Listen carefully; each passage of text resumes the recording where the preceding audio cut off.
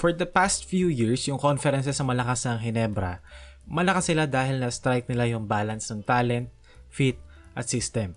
Sila yung team na yes, nagbe-benefit sa trades, pero pwede rin natin sabihin na isa sa mga pinaka-ethical in terms of playing basketball the right way. Hindi sila yung super team na nagpapasok lang ng kung sino-sinong talented players and bahala na si Batman. They actually try to make stuff or try to play basketball the right way. Last conference though, they had too many players who were reduced to playing a role, and at the same time, some players who were asked to do more than that were comfortable doing.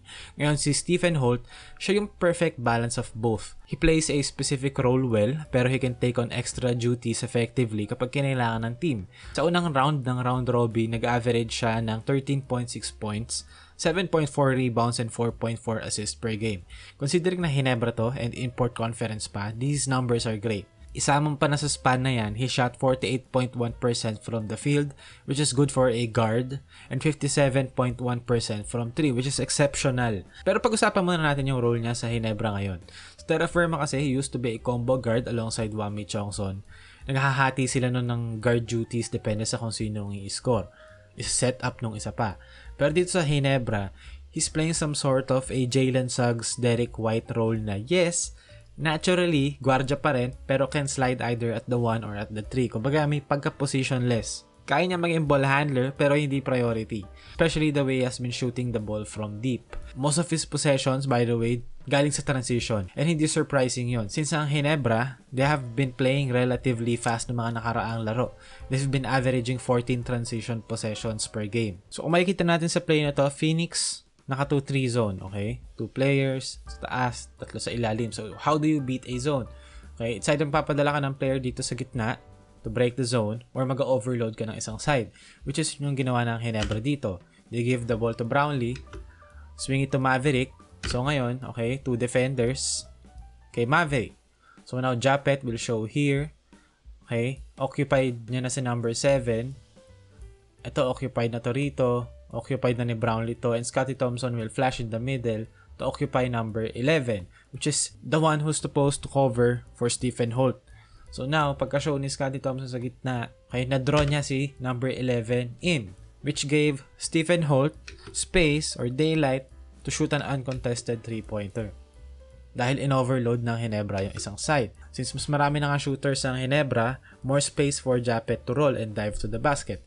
Therefore, ang taas talaga ng point production ni 𝗵𝗏𝗵𝗵𝗵 this conference so far. Kasi, ang luwag na ng court eh. Ang luwag na ng space for 𝗵𝗏𝗵𝗵𝗵 to roll. And marami silang guardia like Barrientos, Holt, Scottie, Nards, LA, and Maverick to give and reward 𝗵𝗏𝗵𝗵𝗵𝗵 Aguilar for his screens and rolls to the basket. So now, how do you defend this? Drag screen sa transition, okay? Nag-go over ang Phoenix. Nakadrop ngayon si 𝗂𝗏𝗏𝗏𝗏. So now, si 𝗵𝗏𝗵𝗵𝗵𝗏, meron ngayon siyang free dive to the basket. So kung ikaw yung defense, papadala ka ng tag. Okay, tatag mo lang. Hindi ka mag-overcommit. Ide-delay mo lang yung roll ni 𝗵𝗏𝗵𝗵𝗵𝗏. Okay, buying time para makarecover itong dalawa na to. And then, babalik ka rin sa tao mo. Yan yung vanilla defense sa pick and roll. So na kung makikita natin dito, magda-dive si 𝗵𝗏𝗵𝗵𝗏. Number 22 will overcommit and then walang nag-rotate. yung help ni number 22. And dito, wala nang tao kay Stephen Holt. Pwede mo sabihin na dapat si 𝗵𝗏𝗏𝗏𝗏 mag-X out, papunta kay Holt, which is, yes, oo, pwede. Pero, yung tag, hindi dapat ganun kalala.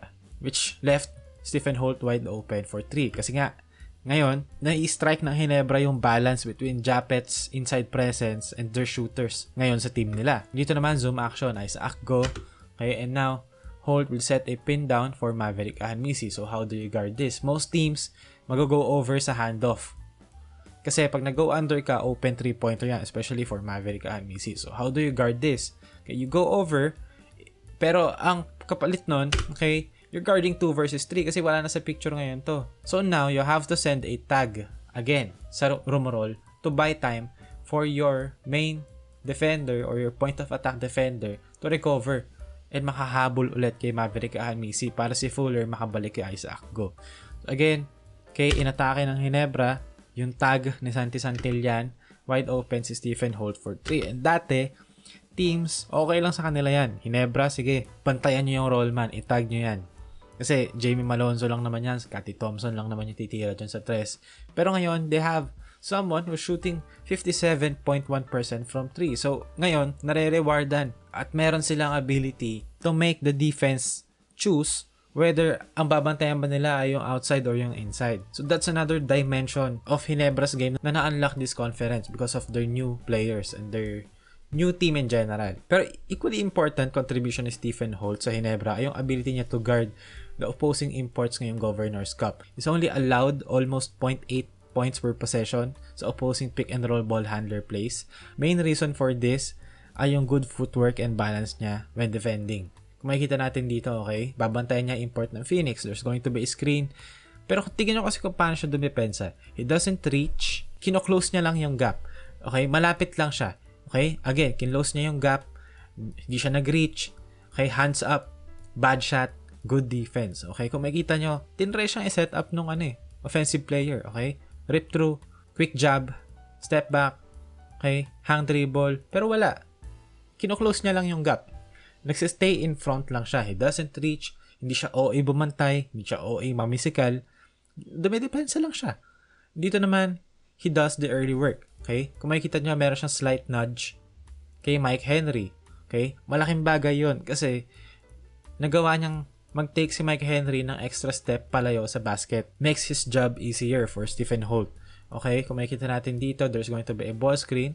Again, Stephen Holt, kinlose niya yung gap, stays near, stays in front, okay, opens his hips, walang OA, walang sundot, stays in front, closes the gap, good defense, good contest. Dito naman, hindi import, okay, San Miguel naman. Kick out to Jericho, and instead na mag long closeout si Holt at maging OA siya, he understood na si Jericho was trying to get to the basket. So instead of going towards Jericho, Holt tried to meet Jericho sa spot, sa elbow. Diba? Minsan, you hear the term boxed sa defense. Yan yun, literal. Boxed si Jericho. Kung makikita natin, okay, drive, Stephen Holt, hindi siya OA eh. He just closes the gap, stays near, beats the offensive player sa spot nila, and he gets the stop.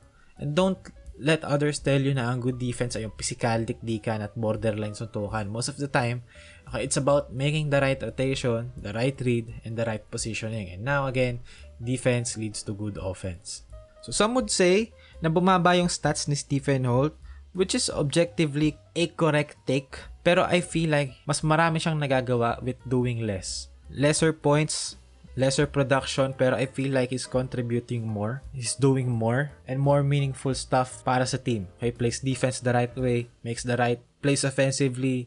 Okay, feels a need, okay, or sa gap ng team niya. And I feel like siya yung perfect Ginebra player kasi hindi OA, ay sumusunod sa system, team player pero kayang mag-on, plays defense the right way, can be a role player but at the same time kayang mag-step up to score 20 points mahigit, di ba?